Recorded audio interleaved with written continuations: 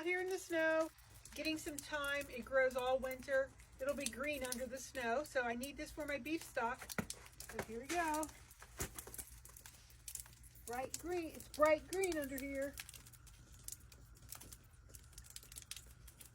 Okie dokie. Get a little bit more.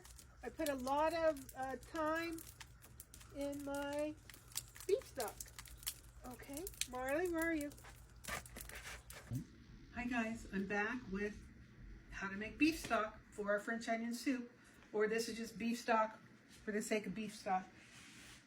The bones have been cooking. These have been cooking about 9 hours. They're really dark. The vegetables in them, if Mo can get a close-up here, they look burnt. They're not burnt. They're delicious, actually, cooked in this beef. The marrow's melted.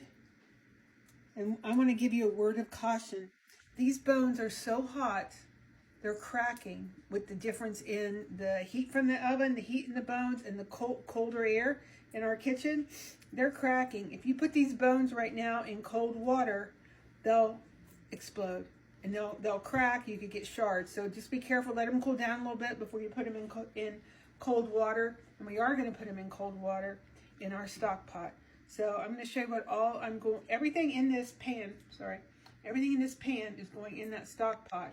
While I'm letting it cool, I'm going to get the other vegetables and spices. Good. And I'm going to take beef fat from this roasting pan and pour it into, oh, there we go, into this big cast iron skillet. Okay. We're going to make something yummy called fond. You can see it already on the bottom of this pan. That darkness is called fond. I call it yummy, but also, so we're going to darken these bones, and we're going to put I'm going to put tomato paste on it. Again, these bones are super hot already. Let's put these over here. Oops, hot.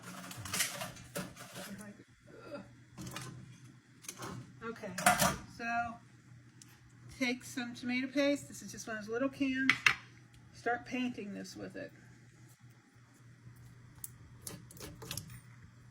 Again, this is how you make classic beef stock.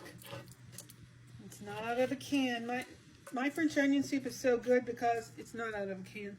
It doesn't taste like anything out of a can. Okay, so paint this on here.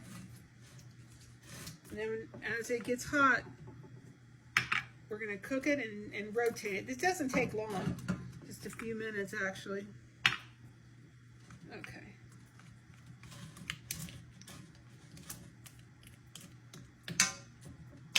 Okay, I'm also going to get something else, which is,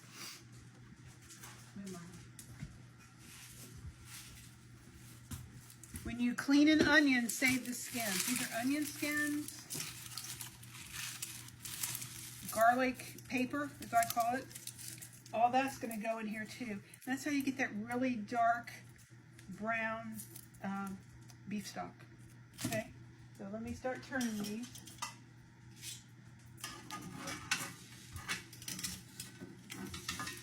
And it start to sizzle, and then we're going to put tomato paste on the other side. Just try to get all the sides. I know they're not, uniformly equal to get it on the sides, but it'll work. Okay. So this is I'm going to make about 2 gallons of stock with this. And I used to make this in huge, big vats in restaurants. So we did it the exact same way. We're just doing it on a smaller portion. And you can get beef bones. If you're worried about how can you get beef bones, your local grocery store can order them for you if they don't sell it. Have a friend that killed a steer, ask them for them. They're normally free or very inexpensive. You can also go to a local butcher shop or call a local butcher and they'll have them. And ooh, it's hot. You can keep them in your freezer for a long time. Okay, it's going to start to pop. That's okay.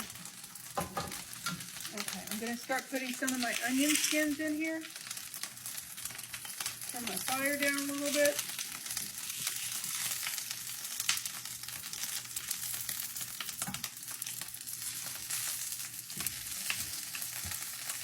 Okay, be careful. It actually looks really, really good. And if you want, I mean, this is really tasty. This is actually very popular in you know, fancy restaurants, is to take toast points and eat the bone marrow out of the center. You can get it out with the back of a spoon. Like this is a dessert spoon or iced tea spoon. You can take that and just start getting out the bone marrow, and you put it on buttered toast points. Okay? It makes great little snack appetizer. Quite expensive in like fancy restaurants. Okay, so these bones are a nice color, the color I wanted. See that? Now it's going in the water. It might crack. It didn't. So that's good. So this, put it in. So all these onion skins, garlic, all this is going in the pot, and that's cold water. Do not start with hot water. Start with cold water. And again, the reason you want cold water, I think I mentioned this yesterday, is you don't want to draw blood out. There's no salt in here. You don't want a lot of scum coming to the top. And starting everything in cold water prevents that. Okay, so everything out of this big old skillet, and I'm going to scrape that out in a minute. This is all the, let me pull this over here. Everything that roasted with those beef bones last night. Onions, garlic, carrots, bay leaves. It's going to make a beautiful color. I know they look burnt, but they taste really good. Let me get this out of here.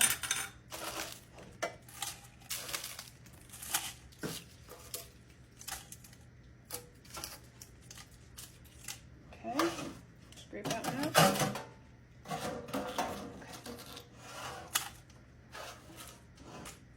All right, and all that's coming too, okay?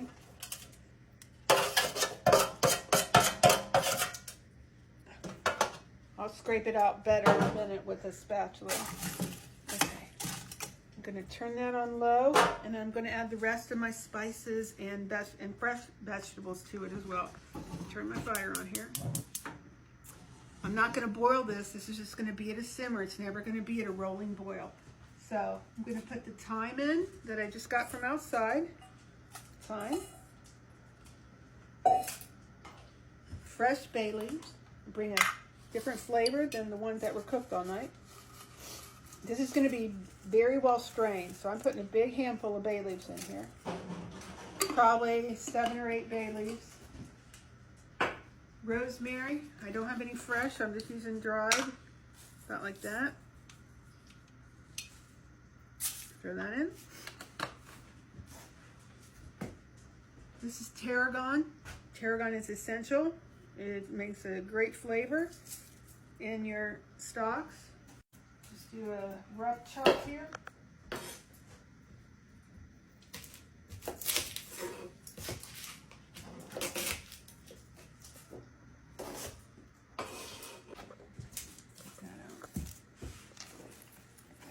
Pop all these in this bowl here.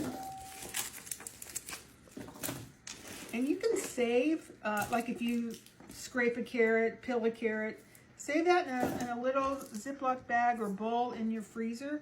And put one more onion in there, skin on.